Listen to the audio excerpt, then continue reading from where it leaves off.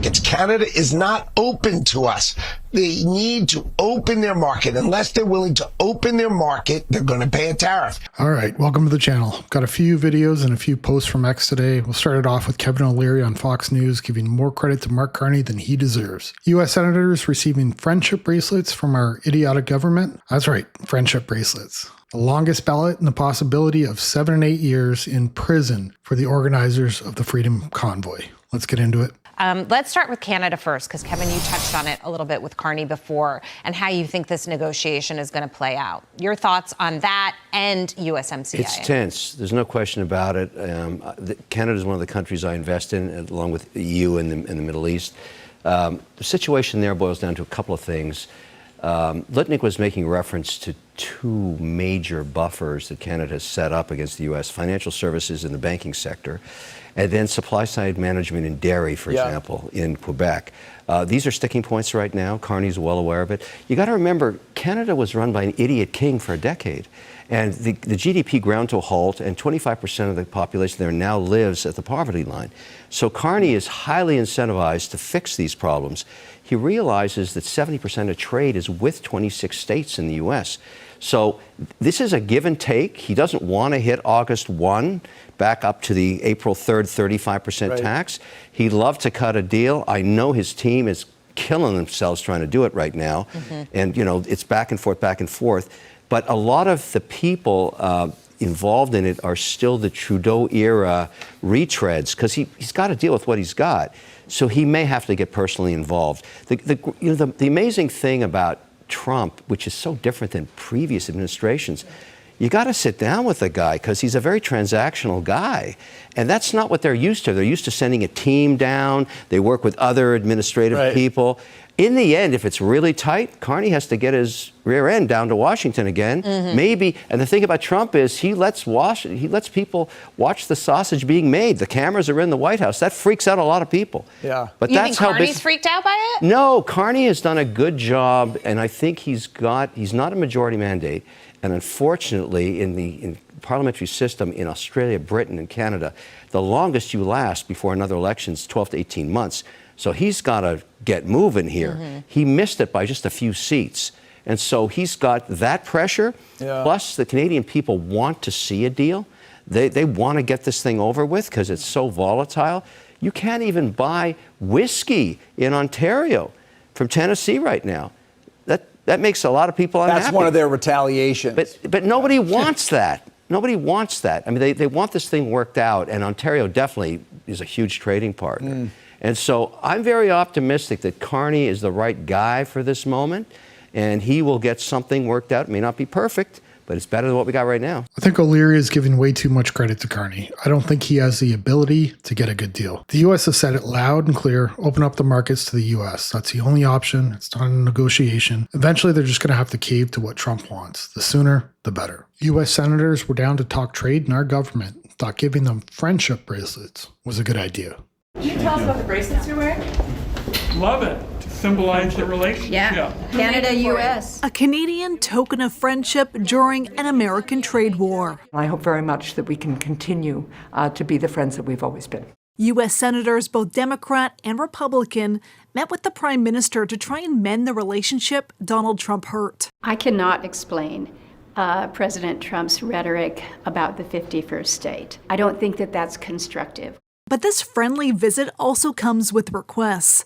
They want to ensure Canada's digital services tax on tech giants is dead for good, and that a decades-long softwood lumber dispute is finally put to rest. I think we now have a clear idea of how to proceed, and that's to build around some sort of quota arrangement. And the Prime Minister said he was open to that. How was the meeting with senators? How'd it go? It was good. Good meeting. It was good. It was a very good meeting. The Prime Minister not saying much publicly, but last week opened the door to quotas on softwood lumber exports to the U.S. There is normally some element of managed trade that comes out of any agreement that comes there, can include quotas. If we could get a deal on this, it would support Americans, it would support Canadians, and it would be a net win.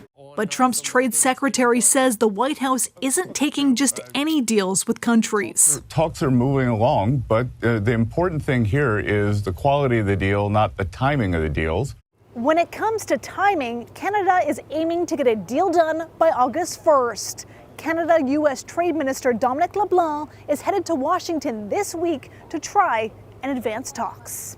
This is something that happens on playgrounds at recess. I think this really shows their mental age. We have adults with the mind of children running this country. What an embarrassment this government is. Now, speaking of children and embarrassing, Rosemary Barton from the CBC interviewing the child who is partially responsible for the longest ballots. And a dainty little fella he is. Voters in Montreal and Winnipeg heading to the polls tomorrow, but Montreal's by-election has already broken the record for longest ballot. That's because of protesters who are running in the race to call for electoral reforms. Mark Mutter is one of those candidates, and he joins me now. Mark, hi, nice to meet you.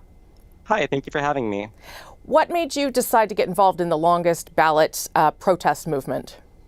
Well, you know, ever since I was a teenager watching the elections happen on election night and seeing all the numbers tally up, I've been really seeing a discrepancy between the number of votes and the amount of seats that are attributed in the parliament.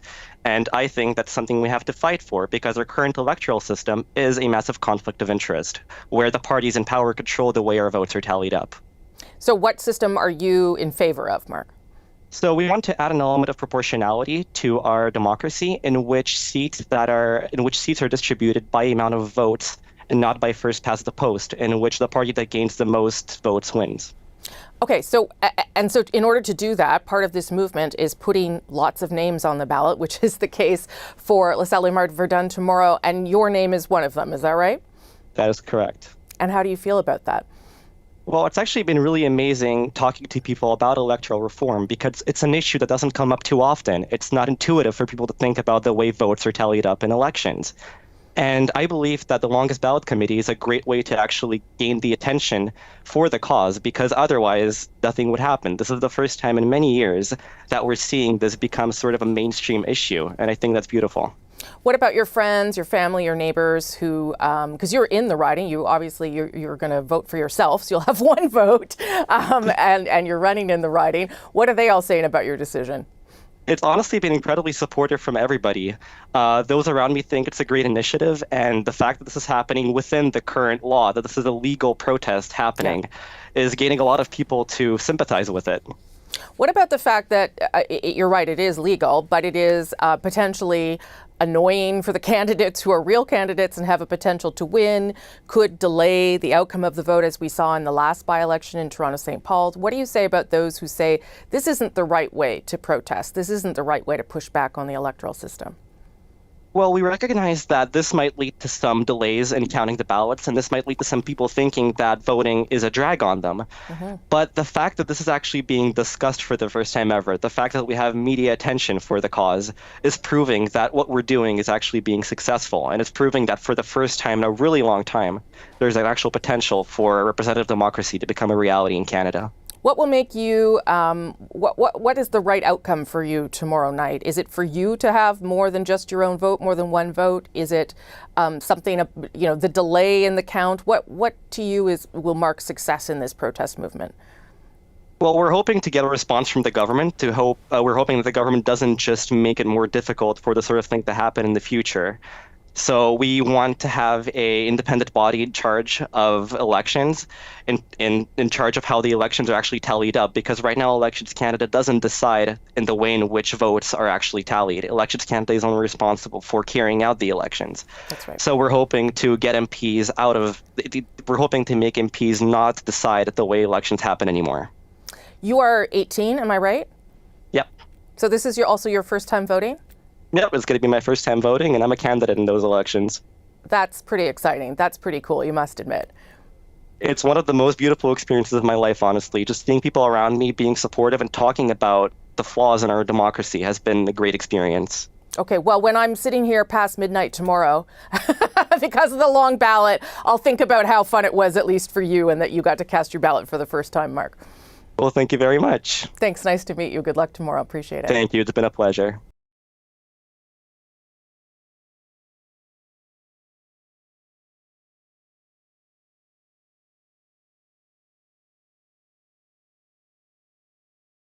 Now, Tamara Leach and Chris Barber, the organizers of the Freedom Convoy, are facing 7 and 8 years in prison for their roles in the protests.